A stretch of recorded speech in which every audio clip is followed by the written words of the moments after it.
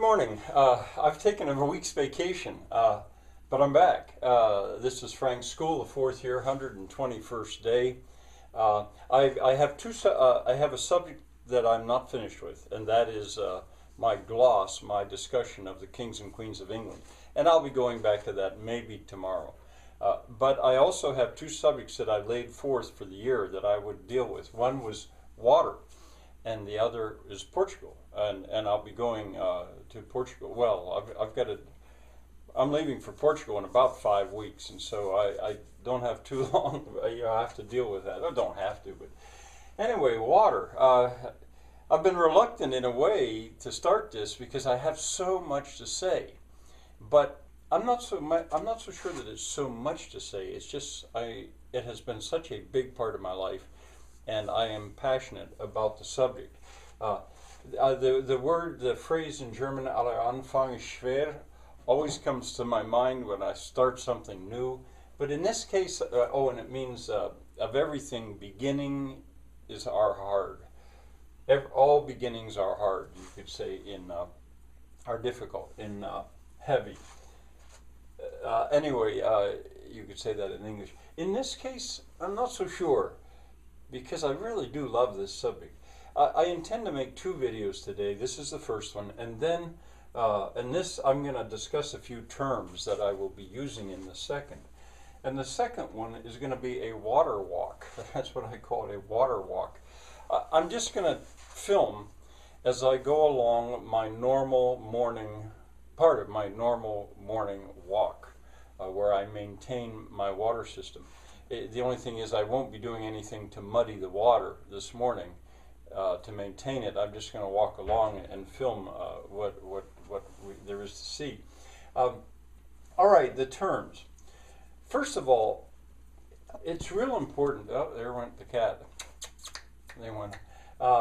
Riparian rights versus prior appropriation water rights. Come here, kitty.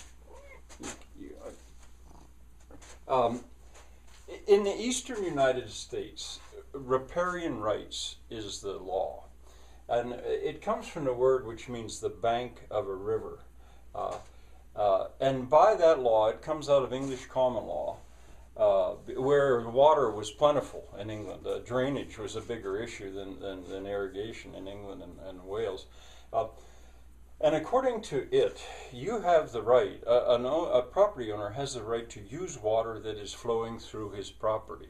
Much like water is regarded as a common resource, like the wind blowing across your property. You have the word reasonable is introduced, though. You can use it reasonably, and you have to return it to the watershed. Not all of it, if you irrigate, for example.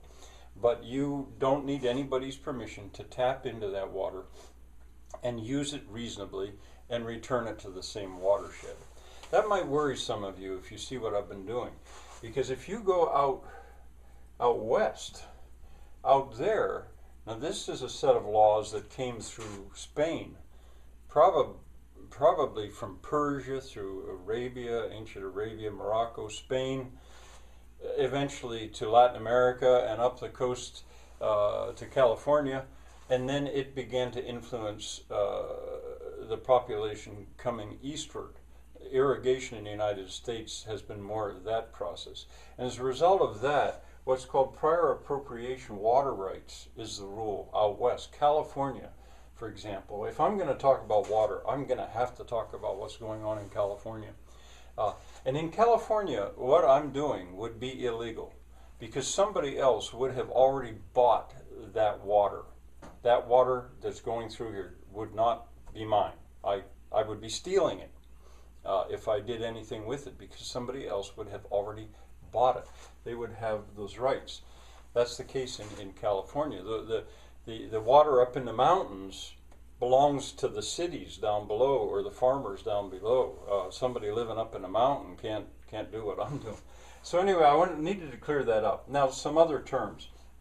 Weir, and you can look this up. I mean, look that one up and you can read about it. Weir, I had forgotten this word. I forgot it existed in English, and I used to use the word dams, but a weir is not the same as a dam.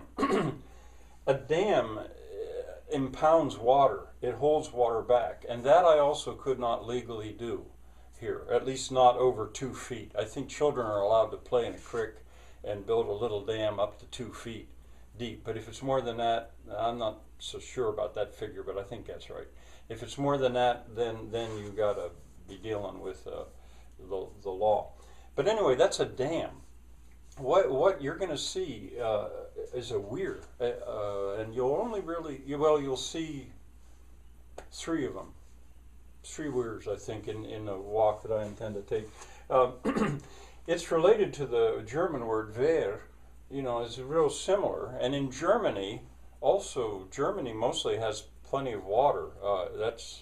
I don't know so much about the Riparian Rights situation in Germany, but I suspect it's the same as English. This is English common law, which means it came out of before the 1066 probably.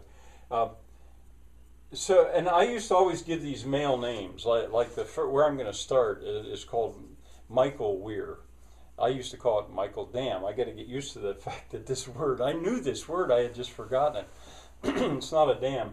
And what I have done is, since I have built so many of them, to keep them straight, I had to give them names, or I felt that I had to. So I named them after various men that have been known about this farm or have been influential. Michael was my best man at my second wedding, and I was his best man. He's a very close friend of mine, the best writer I know, Michael Bruce Hernkane. So anyway, we're going to start at Michael Weir.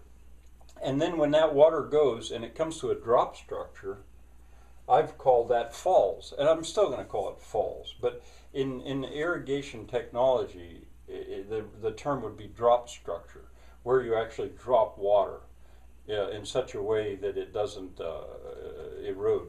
But I call them falls. So what I've done then is I've usually named the falls after the significant other, the wife in this case, or girlfriend or whatever, of usually wife of the man that whose name I gave to the weir, and his wife's name is Joyce, and so I will show you Joyce Falls. Now Joyce Falls is not very sharp. It used to be sharper. But you'll see that. So I've given them female names. You'll see Erica Falls and Renate Falls and Dana Falls and Elizabeth Falls. I mean, there's and others as I walk along, and I'll just mention them. Now, I'll be going along what is called a leat.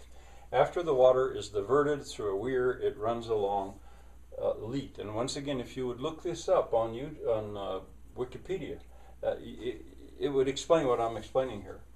Now, the distance between one leat and another leat, if you have a lower one on my farm, those are gradually going to become terraces because my leats go on perfect contours.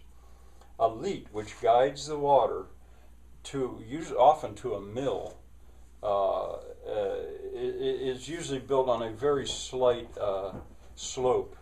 But mine I have built on perfect contours, so that if you dam one end of the lead up and you don't allow the water to drop at the drop structure, the entire lead fills and then brims and wets the ground on that terrace. That's the ideal. Now it's a little tricky to make that a reality.